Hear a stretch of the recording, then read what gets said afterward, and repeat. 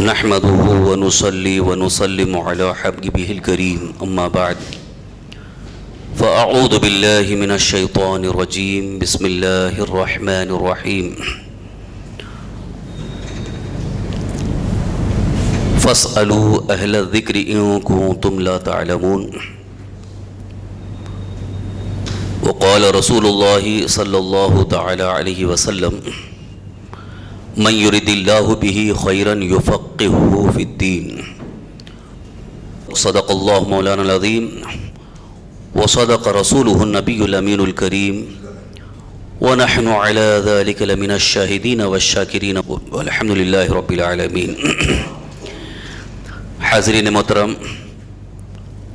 حصول برکت کے لیے آئیے ہم اور آپ مل کر بڑے ہی ادب و احترام اور خلوص و محبت کے ساتھ ہم سب کے آقا مولا حضور تاجدار مدینہ سرور کائنات ارواحنا فداہ جناب محمد رسول اللہ صلی اللہ تعالی علیہ وآلہ وسلم کی بارگاہ بے کس پناہ میں درود و سلام کا نذرانہ پیش کر لیں. پڑھیں اللہم صلی وسلم علی سیدنا و مولانا محمد معین الجود والکرم وعلى آلہ واصحابہ وبارک وسلم صلاۃ و سلام علیک یا رسول اللہ صلاۃ و سلام علیک یا حبیب اللہ.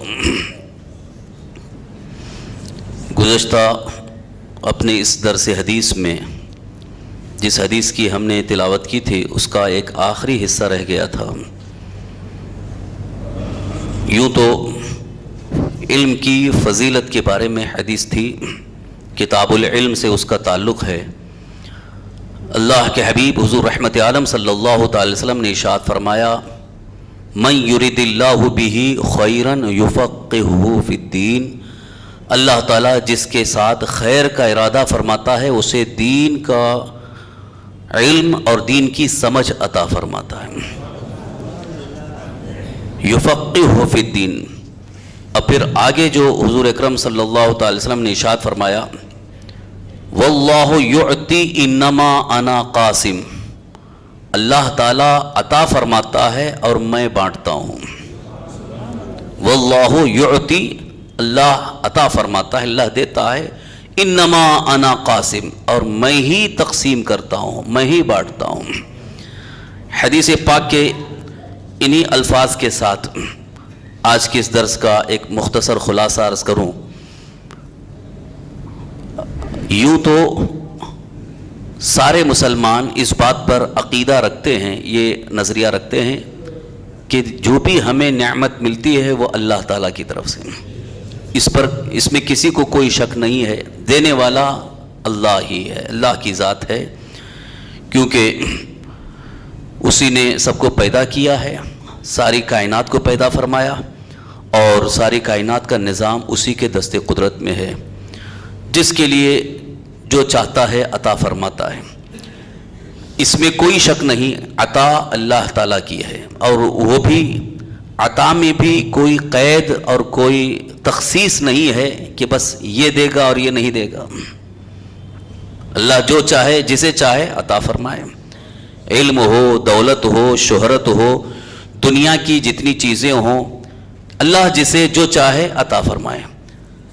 لا مانع لما اعطیتہ، دعا میں بھی یہ حضور اکرم صلی اللہ علیہ وسلم نے ارشاد فرمایا کہ اللہ جسے تو دینا چاہے اسے کوئی روک نہیں سکتا ہے. اللہ تعالیٰ جسے کچھ دینا چاہے اسے کوئی روک نہیں سکتا ہے، اور جسے اللہ تعالیٰ نہ دینا چاہے اسے کوئی دلا بھی نہیں سکتا. یہ اصول ہے، یہ ہمارا اسلامی بنیادی عقیدہ بھی ہے، اس پر ہمیں بالکل ہی قائم رہنا ہے.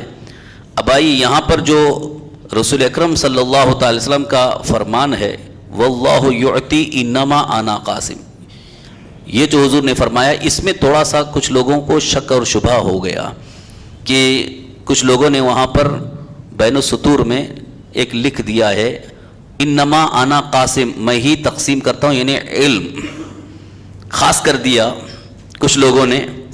کچھ لوگوں سے مراد جن کو رسول اللہ صلی اللہ تعالی وسلم کے قاسم نعمت ہونے پر اعتراض ہے، انہوں نے یہ اس میں اتنا اضافہ کر دیا کہ یہاں جو حدیث میں انما انا قاسم ہے، یہاں قاسم کا مطلب تقسیم کرنے والا، بانٹنے والا، انہوں نے اس کو خاص کر دیا کہ یہاں صرف علم تقسیم کرنے والے.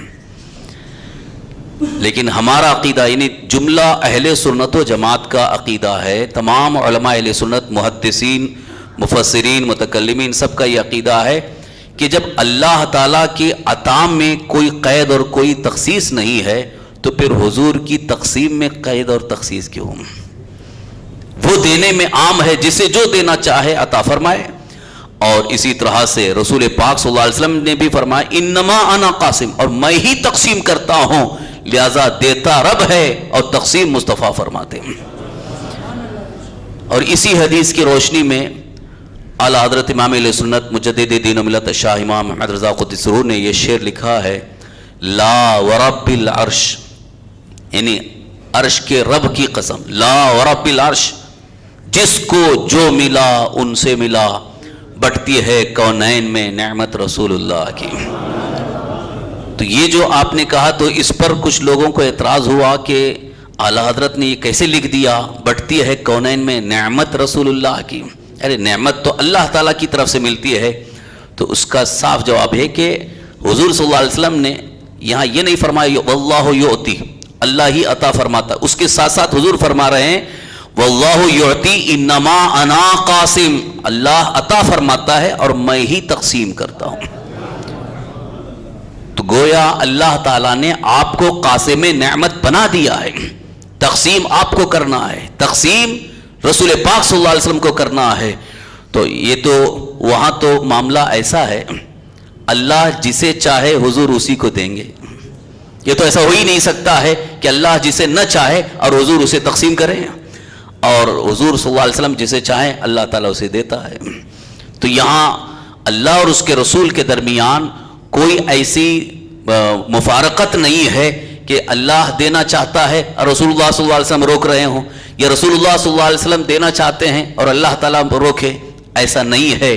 بلکہ وہاں تو معاملہ ایسا ہے، خدا کی رضا چاہتے ہیں دو عالم اور خدا چاہتا ہے رضا محمد، خدا کی رضا چاہتے ہیں دو عالم، خدا چاہتا ہے رضا محمد صلی اللہ تعالی وسلم، کیونکہ اللہ تبارک تعالیٰ نے تمام نعمتوں کو آپ کے صدقے میں دنیا میں پیدا فرمایا۔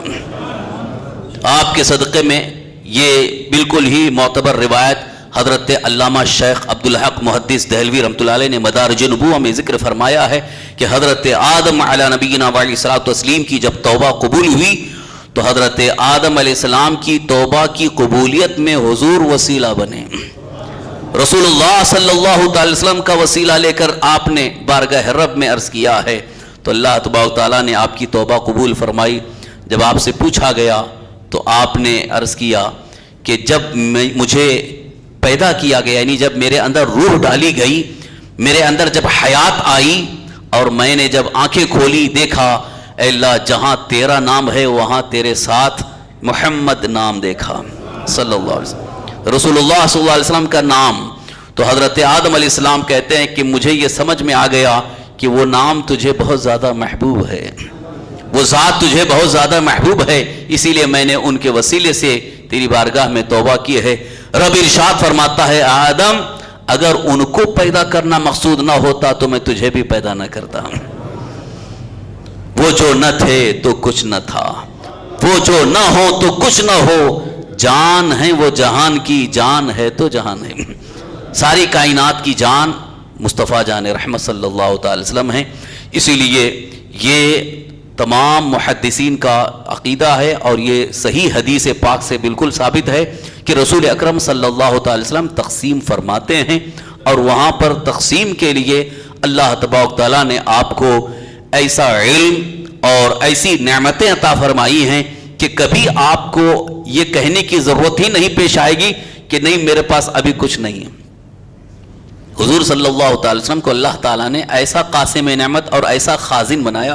ہاں ایک بات ذہن میں آ گئی، حضرت امام بخاری رحمۃ اللہ علیہ نے اس بات کا بھی ذکر کیا کہ انما انا قاسم کا لفظ ہے، اور ایک حدیث میں انا خازن بھی ہے، خازن، خازن کا مطلب خزانے کا جو مالک ہو، اللہ نے مجھے خزانوں کا مالک بھی بنا دیا۔ زمین اور آسمان کے جتنے خزانے ہیں ان سارے خزانوں کی کنجیاں اللہ نے مجھے دی ہے، یہ بھی رسول پاک صلی اللہ علیہ وسلم نے ارشاد فرمایا۔ تو اب جو خزانے کے مالک ہوں ان کے پاس خزانے کی کیا کمی ہوگی؟ دینے میں کیا کمی ہو سکتی ہے؟ اور جب سارے خزانوں کی کنجیاں ہیں تو آپ کو کیا حق پہنچتا ہے کہ صرف علم کے خزانے کی کنجی آپ دے رہے ہو؟ اللہ نے ان کو سارے خزانوں کی کنجیاں دی ہیں اور یہ کہتے ہیں کہ نہیں علم صرف تقسیم کرتے ہیں. معاذ اللہ رب العالمین. تخصیص کرنا ایک طرح سے شان مصطفیٰ کو گھٹانے کی کوشش کرنا ہے. یہ ان بدبختوں کا معاملہ ہے جن کے دلوں میں محبت رسول نہیں ہے، جن کو رسول پاک صلی اللہ تعالی وسلم کی شان سننے کے بعد اندر سے تکلیف محسوس ہوتی ہے، کڑن محسوس ہوتی ہے یا جلن محسوس ہوتی ہے. ان کو تو یہ سوچنا چاہیے کہ جب شان بڑھانے والا رب ہے تو ہم کون ہوتے ہیں شان گھٹانے والے؟ وَرَفَعْنَا لَكَ ذِكْرَكَ. قرآن میں اللہ نے فرمایا ہے اے حبیب ہم نے آپ کے لیے آپ کے ذکر کو بلند کر دیا. کتنا بلند کیا ہے؟ وہاں تک ہمارے عقل کی رسائی نہیں ہے، ہماری عقلیں وہاں تک پہنچ ہی نہیں سکتی ہیں کہ اللہ نے کتنا بلند فرمایا. نہ جانے کتنا اونچا ہے کاشانہ محمد کا صلی اللہ تعالی وسلم. یقیناً اللہ تبارک تعالیٰ نے آپ کو خزانوں کی کنجیاں بھی عطا فرمائی ہیں اور تقسیم کا اختیار بھی دیا ہے. انما انا قاسم فرما کر رسول کونین صلی اللہ علیہ وسلم نے ارشاد فرمایا کہ میں ہی تقسیم کرتا ہوں. اور جب تقسیم کرنے پہ آتے ہیں، یہ تو آپ کو میں سنا چکا ہوں، پھر ایمان تازہ ہو جائے گا. تقسیم کرنے پہ آتے ہیں تو بظاہر ایسا لگتا ہے کہ مانگنے والا جب مانگتا ہے تو رسول پاک صلی اللہ علیہ وسلم اس کو اتنا عطا کرتے ہیں. حضرت ابو ہریرہ خود بیان کرتے ہیں کہ میں حضور کی حدیثیں سنتا تھا، یاد نہیں رہتی تھی، اور حضور سے میں نے عرض کیا تو رسول پاک صلی اللہ علیہ وسلم نے ارشاد فرمایا اپنی چادر بچھاؤ. چادر بچھایا انہوں نے تو رسول اکرم صلی اللہ علیہ وسلم نے دونوں ہاتھ، بظاہر دونوں ہاتھ خالی ہیں، مٹھی باندھ کر کے ایسے رکھا اور فرمایا ابو ہریرہ اس کو سینے سے لگا لے. حضرت ابو ہریرہ نے اس چادر کو اپنے سینے سے لگایا. اس کے بعد کہتے ہیں قسم خدا کی میرا حافظہ اتنا مضبوط ہو گیا کہ حدیث تو حدیث ایک لفظ بھی میں نہیں بھولا. یہ قوت حافظہ کسی انسان کے بس کی بات نہیں کہ کسی کے قوت حافظہ کو بڑھا دے. جیسے یادداشت کو بڑھانا، قوت حافظہ کو بڑھانا، آج بڑے سے بڑے ڈاکٹر یا حکیم کے پاس آپ جائیں گے تو وہ دوا لکھ کے دے گا کہ یہ معجون کھاؤ، یہ دوا کھاؤ. مائنڈ اسپیشلسٹ بھی آپ کو کوئی نہ کوئی دوا دے دے گا. لیکن رسول پاک صلی اللہ تعالی وسلم نہ کوئی دوا دے رہے ہیں، بلکہ عالم یہ ہے کہ صرف خالی دیکھنے میں ہاتھ خالی ہیں اور یوں رکھتے ہیں، فرماتے ہیں سینے سے لگا لیں. اسی لیے کہا گیا ہے دو جہاں کی نعمتیں ہیں ان کے خالی ہاتھ میں. دو جہاں کی نعمتیں ہیں ان کے خالی ہاتھ میں. اسی طرح سے حضرت مولا کائنات علی مرتضیٰ کرم اللہ تعالی وجہ الکریم کا بھی حال یہ ہے کہ آپ کہتے ہیں کہ جنگ خیبر کے موقع پر میری آنکھوں میں اتنی تکلیف تھی، آشوب چشم، آنکھ آنے کی وجہ سے بہت تکلیف تھی، اور جا کر کے خیمے میں سو گئے تھے.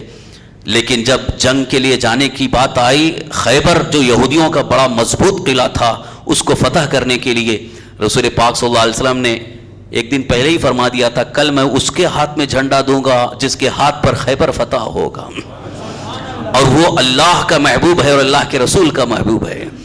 پھر جب فجر کی نماز ہوئی، حضرت علی رضی اللہ عنہ ادھر لیٹے ہوئے ہیں نماز پڑھ کر کے، ادھر سارے صحابہ انتظار میں ہیں کہ ہمارے ہاتھ میں جھنڈا دیں، مگر رسول پاک صلی اللہ علیہ وسلم فرماتے ہیں علی کہاں ہیں، علی کہاں ہیں؟ لوگوں نے کہا کہ وہ خیمے میں جا کر کے سوئے ہوئے ہیں. تو حضور نے فرمایا کہ ان کو بلاؤ. حضرت علی کو بلایا گیا. حضرت علی آئے تو حضور نے فرمایا کیا ہوا ہے؟ کہا آنکھوں میں تکلیف ہے، آشوب چشم ہے. تو رسول پاک صلی اللہ علیہ وسلم نے اپنا لعاب دہن ان کے آنکھوں میں لگا دیا، اسے لعاب دہن لگا دیا. اس کے بعد ان کے ہاتھ میں جھنڈا دیا، فرمایا جاؤ تمہارے ہاتھ پر خیبر فتح ہوگا.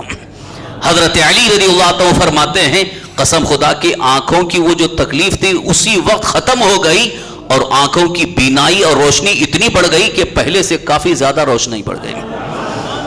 عطا کرنے پہ آتے ہیں تو آنکھوں میں نور بھی عطا کر رہے ہیں، دل کا سرور بھی عطا کر رہے ہیں. اور حضرت قتادہ رضی اللہ عنہ صحابی رسول ایک جنگ میں لڑتے لڑتے ان کی آنکھ پر ایک تیر آ کر کے لگا تو آنکھ کا حلقہ پورا باہر آ گیا. آپ نے اس کو اسے ہی پکڑ لیا اور سیدھے حضور کی بارگاہ میں پہنچے. بارگاہ مصطفیٰ میں انہوں نے عرض کیا یا رسول اللہ یہ آنکھ کا حلقہ باہر آیا. تو رسول اکرم صلی اللہ علیہ وسلم نے اپنے مبارک ہاتھوں سے اس کو اندر رکھا اور لعاب دہن لگا دیا. ایسا لگتا ہی نہیں تھا کہ کچھ تکلیف ہوئی ہو. یہ سارے اختیارات اللہ تعالیٰ کی طرف سے عطا کردہ ہیں، اور اللہ تبارک تعالیٰ نے آپ کو اسی شان عطا فرمائی، مانگیں گے مانگے جائیں گے، منہ مانگی پائیں گے، سرکار میں نہ لا ہے نہ حاجت اگر کی ہے۔ واہ کیا جود و کرم ہے شہ بطحہ تیرا، نہیں سنتا ہی نہیں مانگنے والا تیرا۔ تو آج اگر ہمارا یہ عقیدہ ہے اہل سنت و جماعت کا کہ رسول اللہ صلی اللہ علیہ وسلم قاسم نعمت ہیں، دافع جملہ بلا ہیں، مشکل کشا ہیں، تو یہ انہی حدیثوں کی روشنی میں آج مشکل کشا کے لفظ پر بھی بہت بحثیں کی جاتی ہیں۔ کچھ لوگ آ کر کے بحث کرتے ہیں مشکل کشا کیسے آپ نے کہہ دیا، مشکل کشا کیسے آپ نے کہہ دیا۔ میں کہتا ہوں اتنا بڑا بیوقوف ہے، جب قاسم نعمت اللہ نے بنا دیا ہے تو پھر کون سی ایسی مشکل ہے جو وہ مشکل کو پوری نہ ختم نہ کرے۔ انسان کے لیے مشکل کون سی ہوتی، یا تو مالی پریشانی مشکلات آئیں گے، یا تو علمی پریشانی آئے گی، یا دنیا کے اعتبار سے کوئی چیز نہیں ہے تو انسان کے لیے مشکل ہے کہ یہ مشکل ہے۔ جب اللہ تعالیٰ نے یہاں سارے خزانے رکھ دیے، جس کو آپ جو چاہیں آپ لٹائیں، تو مشکل کو دور کرنے والی ذات اللہ تعالیٰ نے رسول اللہ صلی اللہ علیہ وسلم کو بنا دیا ہے۔ اسی لیے آج الحمدللہ ہماری دینی مشکلات کو رسول پاک صلی اللہ علیہ وسلم نے ایسا آسان فرما دیا کہ ہمارے لیے ایمان بھی آسان ہو گیا اور شریعت کے مسائل بھی آسان ہو گئے۔ سب سے بڑی مشکل میں آپ کو بتاؤں اللہ کے رسول صلی اللہ علیہ وسلم نے مشکل کو کیسے آسان فرمایا۔ سب سے بڑی مشکل آخرت کی منزل، سب سے بڑی مشکل ہے۔ دنیا میں انسان کسی طرح سے مشکلات میں صبر کر لے گا، لیکن آخرت کی مشکلات کو آسان کیسے کر دیا۔ آخرت یعنی دنیا سے جانے کے بعد، جیسا کہ قرآن میں بھی ہے، حدیث پاک میں بھی ہے، میدان محشر قائم ہوگا، حساب کتاب ہوگا، تو قبر کی منزل اور میدان محشر کا یہ سما، یہ دو چیزیں اتنی مشکل گھڑی ہے کہ اگر قبر کی منزل میں آپ کے لیے یہ مشکل آسان ہو گئی تو سمجھ جاؤ آخرت کی ساری منزلیں آسان، ساری منزلیں آسان ہیں۔ قبر کی جو منزل، مرنے کے بعد، انتقال کے بعد سیدھے جاتے ہیں قبر میں، تو قبر میں دفنانے کے بعد چونکہ ایک بہت بڑی مشکل وہاں ہوتی ہے، سوال وہاں پر ہوتا ہے، یہ تو آپ کو سب کو معلوم ہے۔ سارے مسلمان اس بات پر عقیدہ بھی رکھتے ہیں، اعتقاد رکھتے ہیں، اعتماد رکھتے ہیں کہ ہاں قبر میں سوال ہوں گے، اس میں کسی کو کوئی شبہ نہیں ہے، کسی کا کوئی اعتراض نہیں، قبر میں سوال ہوگا۔ لیکن آپ کو معلوم ہونا چاہیے قبر کا سوال ایک بہت بڑی آزمائش ہے، کیونکہ حدیث پاک میں حضور صلی اللہ علیہ وسلم نے ارشاد فرمایا، حضرت عبداللہ ابن عباس رضی اللہ عنہ فرماتے ہیں کہ آزمائش، یوں تو دنیا کی آزمائشیں ہیں یہ، مگر قبر کی آزمائش جو ہے وہ بڑی خطرناک ہوگی۔ اگر وہاں تمہارے لیے آسان ہو گیا تو پھر ساری آخرت کی منزلیں آسان ہو جائیں گی۔ وہ قبر کی آزمائش کیا ہے؟ وہاں جب پوچھا جائے گا کہ ان کے بارے میں تم کیا کہتے تھے، اور وہاں جلوہ مصطفیٰ ہوگا، اللہ کے رسول سرور کائنات صلی اللہ تعالی وسلم وہاں پر موجود ہوں گے۔ اب اس میں بعض محدثین نے اختلاف کیا ہے، بعض کہتے ہیں کہ حضور کی شبیہ وہاں پر ہوگی، اور بعض کہتے ہیں کہ نہیں، سراپا حضور وہاں پر موجود ہوں۔ ہم تو یہی کہیں گے سراپا حضور موجود ہوں گے، جب ان کے غلام ایک وقت میں 70 گھروں میں غوث اعظم کی شکل میں پہنچ سکتے ہیں، تو سرکار دو عالم صلی اللہ علیہ وسلم ایک وقت میں لاکھوں قبروں میں پہنچ سکتے ہیں۔ یہ بھی اعتراض کرتے ہیں کیسے پہنچیں گے، ایک وقت میں کئی قبروں میں سوال ہوگا، کیسے پہنچیں گے؟ یہ تو اللہ تبارک تعالیٰ نے قدرت عطا فرمائی ہے۔ جب غوث اعظم رضی اللہ عنہ ایک وقت میں 70 مریدوں کے گھر پہنچ رہے ہیں تو آقا کریم صلی اللہ علیہ وسلم کی شان کا عالم کیا ہوگا۔ تو قبر میں وہاں پر سوال ہوگا، حضور کا جلوہ ہوگا، پوچھا جائے گا ان کے بارے میں کیا کہتے تھے، تو حضور نے خود بتا دیا، یہ مشکل آسان کر دی کہ جو مومن ہوگا وہ یہی جواب دے گا، ھذا محمد النبینا، یہ ہمارے نبی محمد صلی اللہ تعالی وسلم ہیں، اللہ کی طرف سے دین لے کر کے آئے، ہم نے ان کو قبول کیا، ہم نے ان کی اتباع کی۔ اب وہاں اللہ رب العزت کی بارگاہ سے پیغام آتا ہے، نم صالحا، یہ حدیث بخاری کے الفاظ ہیں، نم صالحا یعنی تم آرام سے سو جاؤ۔ اگر وہاں سوال کا جواب صحیح مل گیا تو پیغام مل گیا کہ آپ آرام سے سو جائیے، اب آپ کے لیے کوئی ٹینشن نہیں ہے۔ لیکن سوال کا جواب اگر نہیں دے پائے تو حضور نے خود بتا دیا کہ ادھر سے اللہ تعالیٰ کی طرف سے پیغام آ جاتا ہے فرشتوں کو، اس کے لیے جہنم کا بچھانا بچھاؤ، آگ کا بچھونا بچھاؤ، اور اس کی قبر میں جہنم کی طرف کھڑکی کھولو تاکہ اس کے لیے جہنم کی دہکتے ہوئے انگاروں کی لپٹیں آتی رہیں اور اس کے اوپر عذاب مسلط کر دو۔ تو اسی لیے کہا گیا کہ قبر کی مشکل بڑی بہت ہی خطرناک مشکل منزل ہے، اگر وہ آسان ہو گئی تو ساری منزلیں آسان۔ تو ہمارے آقا صلی اللہ تعالی وسلم نے وہاں بھی ہماری مشکل کو آسان فرما دیا۔ اس لیے اگر محبت رسول میں ڈوب کر ہم نے آقا کریم صلی اللہ علیہ وسلم کی اطاعت کر کے زندگی گزاری ہے اور جلوہ مصطفیٰ ہماری نگاہوں میں محفوظ ہے، تو انشاءاللہ قبر میں جانے کے بعد جیسے ہی سوال ہوگا وہاں جلوہ سامنے ہوگا۔ اسی لیے تو بڑے بڑے عاشقان مصطفیٰ کہتے ہیں کہ انتقال کے بعد ان کے لیے سب سے بڑی خوشی یہ ہے کہ وہ ایک پنجرے میں تھے، قید خانے میں تھے، اب تو دیدار مصطفیٰ کے لیے جا رہے ہیں، قبر میں دیدار مصطفیٰ ہوگا، اس لیے وہ بڑے خوش ہوتے ہیں۔ اور یہ قبر کی مشکل کو رسول پاک صلی اللہ علیہ وسلم نے آسان فرما دیا کہ ایک تو کچھ حدیثوں میں 3 سوالوں کا ذکر ہے اور کچھ حدیث میں ایک ہی سوال کا ذکر ہے۔ یہ جو ابھی میں نے عرض کیا یہ بخاری شریف کی حدیث ہے کہ جب مومن ہوگا تو وہ جواب دے دے گا، لہٰذا حضور نے فرما دیا ہے کہ قبر کی منزل کے لیے آسانی اور مشکل سے بچنے کے لیے تمہارا ایمان سلامت رہے، ایمان سلامت رہے تو یہ مشکل ہمارے لیے آسان ہے۔ اسی بنیاد پر ہم رسول اکرم صلی اللہ تعالی وسلم کو مشکل کشا مانتے ہیں، اور آخرت میں بھی یعنی جب میدان محشر قائم ہوگا، شفاعت کا مسئلہ ہوگا، وہاں بھی ہماری مشکل کو حضور ہی آسان کر رہے ہیں۔ یہ بھی آپ نے یہ حدیث بارہا سنی ہے کہ جب سب مل کر کے حضرت آدم علیہ السلام کے پاس جائیں گے، حضرت نوح علیہ السلام کے پاس جائیں گے، حضرت ابراہیم علیہ السلام کے پاس جائیں گے، سب یہی جواب دیں گے اذهبوا الی غیری، ارے ہمارے علاوہ کسی اور کے پاس جاؤ۔ لیکن حضرت عیسیٰ علیہ السلام یہ بتائیں گے کہاں ادھر ادھر بھٹک رہے ہو، وہ اللہ کے حبیب کی بارگاہ میں جاؤ۔ اس وقت سرکار دو عالم صلی اللہ علیہ وسلم جلوہ فرما ہوں گے، سب مل کر کے حضور کی بارگاہ میں جائیں گے۔ تو اب رسول اکرم صلی اللہ علیہ وسلم ارشاد فرماتے ہیں جب میرے پاس آئیں گے میں کہوں گا انا لہا، میں ہی تو اس شفاعت کے لیے ہوں، انا لہا، میں شفاعت کے لیے ہوں۔ پھر سب کو لے کر کے حضور اللہ کی بارگاہ میں چلے جائیں گے اور وہاں سجدہ ریز ہو جائیں گے۔ اللہ تعالیٰ ارشاد فرمائے گا یا محمد ارفع رأسک سل تعطا اشفع تشفع، اے محمد صلی اللہ علیہ وسلم آپ اپنا سر اٹھائیے، سجدے سے سر اٹھائیے، سل تعطا، آپ جو مانگیے آپ کو عطا کیا جائے گا، اشفع تشفع، آپ جس کی شفاعت کریں قبول کی جائے گی۔ تو وہاں بھی حضور صلی اللہ علیہ وسلم فرماتے ہیں کہ وہاں تمہاری اس مشکل کو میں ہی آسان کروں گا۔ اعلیٰ حضرت نے بڑے پیارے انداز میں کہا خلیل و نجی مسیح و صفی سبھی سے کہیں نہ بنی، خلیل و نجی یعنی حضرت ابراہیم خلیل اللہ علیہ السلام سے کہے وہاں بھی نہیں بنی، حضرت آدم علیہ السلام سے کہے، حضرت اسماعیل علیہ السلام سے، کسی سے نہیں بنی۔ خلیل و نجی مسیح و صفی سبھی سے کہیں نہ بنی، یہ بے خبری کہ خلق پھری کہاں سے کہاں تمہارے لیے، یعنی بے خبری میں ادھر ادھر گھومتے رہے اور لاسٹ میں آنا پڑا آپ کی بارگاہ میں، آپ کے در پہ آنا پڑا، اور پھر جب حضور کی بارگاہ میں آتے ہیں تو حضور کا یہی جواب ہوتا ہے انا لہا، میں ہی شفاعت کروں گا۔ اب آپ بتائیے مشکل کشا نہیں ہے؟ مشکل کشا نہیں ہے، پھر بھی کہتے ہیں مشکل کشا نہیں ہے۔ جو رسول آخرت کی مشکل میں ہمارے لیے کام آ سکتے ہیں دنیا کی مشکل میں بھی وہ کام آ سکتے ہیں، اللہ تعالیٰ نے انہیں یہ شان عطا فرمائی ہے، لہٰذا رسول کونین صلی اللہ علیہ وسلم کو مشکل کشا ماننے میں کوئی اعتراض نہیں ہے۔ سارے محدثین یہ کہتے ہیں رسول اکرم صلی اللہ تعالی وسلم مشکل کشا ہیں۔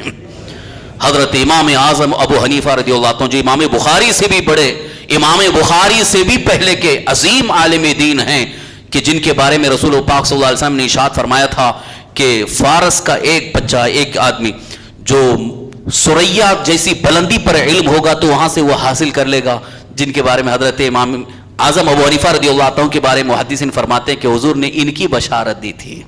وہ امام اعظم ابو حنیفہ رضی اللہ عنہ جب بارگاہ مصطفیٰ میں پہنچتے ہیں، قبر انور کے سامنے کھڑے ہو کر کے کہتے ہیں یا سید السادات جئتک قاصدا ارجو رضاک واحتمی بحماک، اے سیدوں کے سادات، اے سادات کے سردار، اے سارے آقاؤں کے آقا، میں آپ کی بارگاہ میں بڑی امیدیں لے کر کے آیا ہوں، जिअतुका क़ासिदा, اور میری امیدیں آپ کی بارگاہ میں پوری ہوں گی.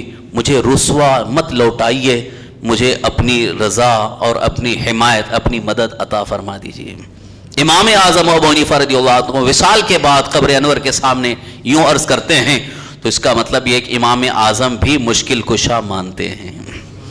آج ہم اگر مشکل کشا کہتے ہیں تو کسی کو کوئی اعتراض نہیں ہونا چاہیے. بہرحال اس میں سمجھنے کا قصور ہے، انہوں نے کسی اور حیثیت سے سمجھا ہوگا جس کی بنیاد پر اس طرح کی باتیں کرتے ہیں. میں پھر دعوت سخن دوں گا، دعوت فکر دوں گا. اس مسئلے کو مزید سمجھنا ہے تو آپ آ کے بیٹھیے، مکالمہ ہوگا، گفتگو ہوگی، بڑی ہی سنجیدہ انداز میں ساری گفتگو قرآن و حدیث کی روشنی میں ہو جائے. پھر آپ کو تسلیم کرنا پڑے گا جو ہم کہہ رہے ہیں وہ حق ہے، جو ہم کہہ رہے ہیں وہ حق ہے، اس لیے کہ پوری تحقیق کے بعد آپ کے سامنے پیش کر رہے ہیں. لہٰذا اس مسئلے کو ہم نے واضح انداز میں پیش کیا ہے. پھر بھی اگر کسی کو کوئی اعتراض ہوگا تو ہم سے رابطہ کریں.